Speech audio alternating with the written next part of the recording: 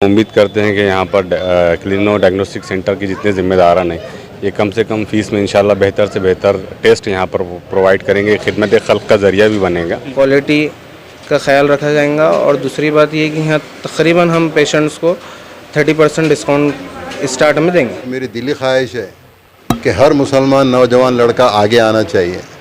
जब तक हम लोग आगे नहीं आएंगे और जब तक हम लोग पढ़ेंगे लिखेंगे नहीं तो हमारी हैसियत कुछ भी नहीं है। हम जो पढ़े लिखे लोग हैं वो पढ़े लिखे लोगों ने हमारा जो नया तबका आ रहा है कौम का, उनको पढ़ाई और लिखाई की तरफ उनको मोड़ना चाहिए।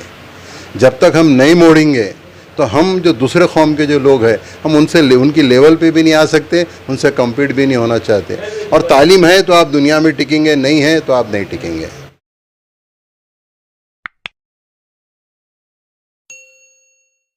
आप देख रहे हैं एसडीएम न्यूज़, मैं हूं अंसारी। आजकल मेडिकल की दुनिया में बहुत बदलाव भी हो रहा है, नए नए दवाखाने खुल रहे हैं, हॉस्पिटल खुल रहे हैं और मेडिकल भी खुल रहे हैं। इसी प्रकार से यहाँ पर एक सेंटर खुला है मेडिकल का। चलिए इसका पूरा नाम जानना चाहेंगे। सर इसके अंदर पूरा नाम बोलिए आप, और यहाँ सहूलतें क्या क्या हैं ये बोलिए आप। इसका नाम क्लिनो डायग्नोस्टिक सेंटर है। All types blood test, urine test, sputum test, total diagnosis करके हम देंगे। चलिए मेरे साथ मौजूद है एमआईएम के शहर सदर शारिक नशबंदी साहब और एशिया स्पेस के मुदीर आला हैं। और अक्सर देखा जाता है कि कुछ नेक कामों में, सामाजिक कामों में सियासत का बड़ा अमल दखल बढ़ते जा रहा है, ये उसी का एक सबूत है। तो सर इस पे आप ज़रा प्रतिक्रिया दीजिए थोड़ा सा। क्लिनो डायग्नोस्टिक सेंटर आज यहाँ पर खोला गया है और आप जानते हैं कि पेंडेमिक के बाद जो है तो बहुत सारे चेकअप वगैरह की ज़रूरत पड़ती थी। हम उम्मीद करते हैं कि यहाँ पर क्लिनो डायग्नोस्टिक सेंटर के जितने ज़िम्मेदारान हैं ये कम से कम फ़ीस में इंशाल्लाह बेहतर से बेहतर टेस्ट यहाँ पर प्रोवाइड करेंगे। खिदमत खल्क़ का ज़रिया भी बनेगा और यहाँ पर काफ़ी डिस्काउंटेड रेट में जो है तो काफ़ी सारे जो है तो टेस्ट यहाँ पर करने का डॉक्टर साहब ने वादा किया है। तमाम शहरियान से अपील है कि क्लिनो डायग्नोस्टिक सेंटर पर वो आकर जो है तो इस सहूलत का फ़ायदा उठा सकते हैं। उन्हें इंशाल्लाह यहाँ से बेहतर सर्विस मिलेगी।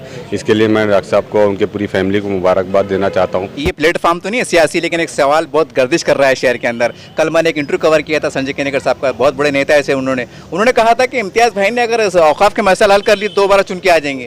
तो क्या क्या समझा जाए? सर ये सिर्फ बीजेपी नहीं बल्कि कांग्रेस, एनसीपी और शिवसेना को भी अच्छी तरीके से मालूम हो चुका है कि एमपी इम्तियाज़ जलील साहब इस वक्त जो काम कर रहे हैं, न सिर्फ वक्फ बल्कि शहर के विकास को लेकर, ज़िले के विकास को लेकर जो काम कर रहे हैं, तो हम दूसरी इनिंग ज़रूर खेलेंगे और इंशाल्लाह हमारा शहर ज़रूर पार्लियामेंट में एक मरतबा और दहाड़ेगा। चलिए मेरे साथ मौजूद हैं यहाँ के सामाजिक कार्यकर्ता और काफ़ी नाम है महल्ले में इनका, काफ़ी रिस्पेक्ट भी है। सर ये आपके महल्ले में खुला है तो इनको दुआओं से नवाजिएगा और आपकी कुछ मशवरे दीजिएगा। नहीं, मशवरे और इलाज अच्छा करो, ये रब्बुल आलमीन ने यहाँ तक ला लिया तो सारी कायनात को मेरा रब्बुल आलमीन चलाता है। चलिए हम इस सेंटर के बारे में और मज़ीद तफसीलात जानना चाहेंगे कि वैसे तो औरंगाबाद शहर में इस प्रकार के कई सेंटर भी होते हैं, लेकिन इस सेंटर की ख़ास बात क्या है? यहाँ पर किस बात की सहूलतें रहेंगी, कितने दिन में उनकी जो है तो जो मायना होता है, चेकअप रिपोर्ट आती है कितने दिन में आएगा, और कुछ दिगर सहूलत है क्या? इस तमाम बातों पर चर्चा करेंगे। सर एक बार आप फिर से आपको पूरा नाम बोलिए और इस सेंटर में आपकी और सहूलत क्या रहेंगी या कितने फ़ीसद डिस्काउंट रहेगा ये बताइए आप। मेरा नाम शेख अब्दुल मुख्तदिर है उर्फ़ तालिब के नाम से मुझे पेशेंट ज़्यादा पहचानते हैं। मैं इस लैब का नाम क्लिनो डायग्नोस्टिक सेंटर है और अभी हम लोग ये सेंटर को इसलिए स्टार्ट किया, अभी पैंडेमिक हमारी सिचुएशन थी और कोविड का ज़्यादा महामारी फैली हुई थी, तो उसके अंदर कई जगह पर ऐसा हो रहा था कि पेशेंट्स जा तो रहे थे डिस्काउंट की उम्मीद पे, मगर उनसे कुछ ज़्यादा फ़ीस चार्ज कर दी जा रही थी, रिपोर्ट्स लेट हो रही थी। तो हम लोग अभी इस सेंटर को इस तरीके से चलाएंगे कि जल्द से जल्द रिपोर्ट देने की कोशिश करेंगे, क्वालिटी का ख्याल रखा जाएगा और दूसरी बात ये कि यहाँ तकरीबन हम पेशेंट्स को 30% डिस्काउंट स्टार्ट में देंगे। बाहर के मुकाबले में हम कम रखेंगे। यानी कोई सरकारी योजना के में कुछ आप देना चाहेंगे? सरकारी योजना है आपके पास? नहीं, प्राइवेट में, हमारा प्राइवेट है सेक्टर, सरकारी कुछ नहीं आता है। अच्छा डॉक्टर साहब आप ये बोलेंगे कि देखिए आप देख रहे हैं आजकल ऐसे जो सेंटर चलाए जाते हैं वहाँ पर एक फ्रेंड सर्कल बोलिए, सामाजिक तंजीम बोलिए, ऐसे आ रही हैं और वो खामोशी में कहते हैं कि कोई गरीब आया तो भाई आप उसका इलाज फ्री में करा दो, रिपोर्ट फ्री में दे दो। तो ऐसा कोई सर्कल आपसे जुड़ा हुआ है कि भाई अगर कोई ऐसा मुस्तहिक़ीन आ जाए, जैसा यतीम आ जाए, गरीब आ जाए, पीले कार्ड वाला आ जाए, कि भाई आपके ग्रुप के पास की सहूलत है आपके पास? नहीं, ऐसा तो कोई ग्रुप जुड़ा हुआ नहीं है, मगर इंशाल्लाह मैं ही ये ग्रुप को तैयार कर दूँगा जी इंशाल्लाह। जी इंशाल्लाह प्लान है ये आगे करना। ये थे सेंटर के चलाने वाले, उनके मालिक ज़िम्मेदार और हम देख रहे हैं कि आजकल महंगाई का दौर है और कोरोना की वबा चल रही है, और ये भी कहने की तल्ख सच्चाई है कि गरीब जब बीमार पड़ता है तो वो 100 बार सोचता है कि यार मैं दवाखाने में जाऊंगा, मुझे 100 रुपये लग जाएंगे। और जब इसमें जब मायने की बात आती है, खून का मायना है, पेशाब का मायना है, जो भी दिगर मायने होते हैं, ये कम से कम 300, 400, 500, 1000 तक बहुत लंबा चले जाता है। लोग परेशान हैं। तो हम SDM न्यूज़ के चैनल के माध्यम से हमने एक अभियान छेड़ा है इंसानियत के लिए।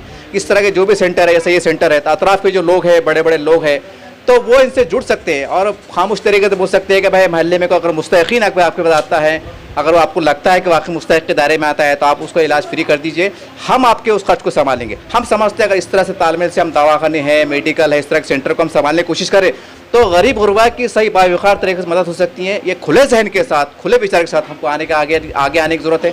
उम्मीद करते हैं कि इस प्रोग्राम को देखने के बाद लोगों का जहन खुलेंगे और यहाँ आएंगे और कुछ ना कुछ आगे बढ़कर काम करने की कोशिश करेंगे। चलिए, मेरे साथ मौजूद है एक नामवर वकील साहब, औरंगाबाद की मशहूर मारूफ मौजूद शख्सियत नहरी साहब। हमारे चैनल में आपका स्वागत है। एक नौजवान युवा सामने आ रहे हैं, पढ़ रहे हैं, लिख रहे हैं, और कैसा लगता है आपको जो इस तरह के सेंटर खोलते हैं, और इनको आप ताकीद क्या करेंगे कि किस तरह से हमें आगे चलना है? देखिए, पहले तो अस्सलाम वालेकुम सबको। सबसे पहली बात तो ये है कि ये मेरी दिली ख्वाहिश है कि हर मुसलमान नौजवान लड़का आगे आना चाहिए। जब तक हम लोग आगे नहीं आएंगे और जब तक हम लोग पढ़ेंगे लिखेंगे नहीं तो हमारी हैसियत कुछ भी नहीं है। और मसला हमारे साथ यही हो रहा है कि हम लोग तालीम पाते हैं मगर इस चीज़ की तरफ आते नहीं है, जो नई चीज़ होना चाहिए वो चीज़ नहीं होती है। और किसी को अगर अपने प्रोफेशन में अगर सक्सेस होना है तो 3 चीज़ों की बहुत ज़रूरत है। ईमानदारी, एक नेक नियति, और नेक नियति के साथ साथ दिल लगा के हमने काम करना है।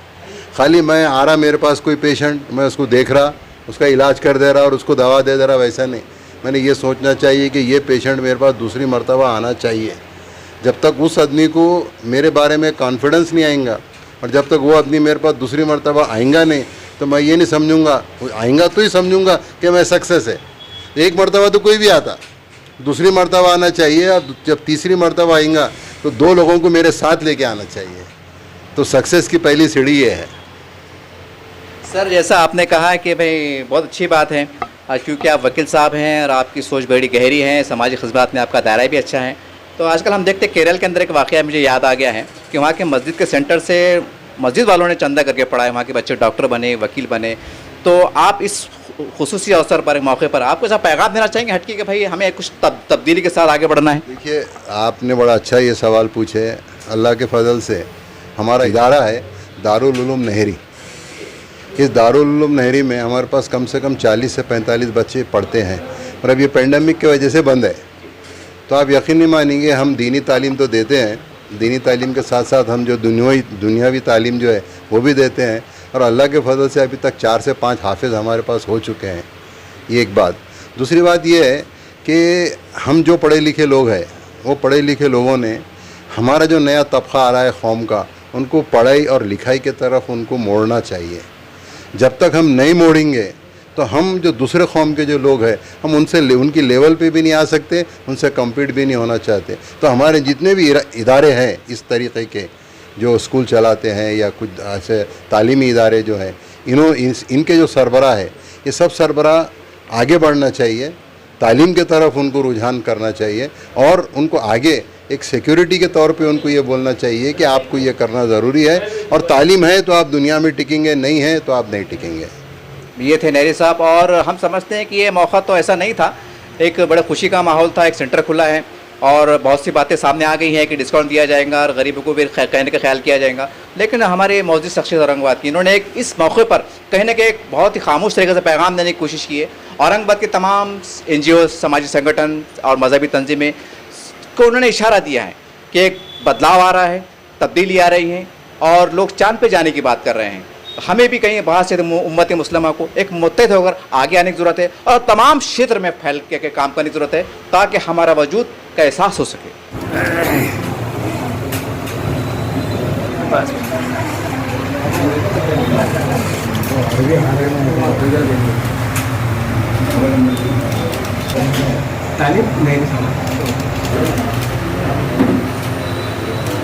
इधर देखो, कैमरे में देखो। हाँ,